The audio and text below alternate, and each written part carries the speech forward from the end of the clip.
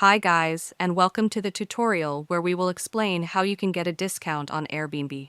So let's jump right in. Some Airbnb listings automatically offer discounts based on how long you stay. For example, certain properties will give you a weekly discount if you book for 7 nights or more. Others even offer monthly discounts if you're planning a longer stay. You'll often find that extending your stay by just one extra night can unlock a lower nightly rate. So when you're browsing, try adjusting the number of nights you're booking. Sometimes, staying a bit longer can actually cost you less overall. Also, some properties offer built-in discounts, even for shorter stays like 3 or 4 nights depending on the host's settings. These are automatically applied, so you don't need to do anything special to get them. It's worth playing around with your travel dates to see what kind of savings pop up. Not all listings offer this, but many do, and it can really add up.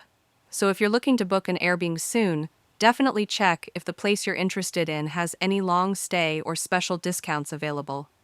It's a simple way to save without using any codes.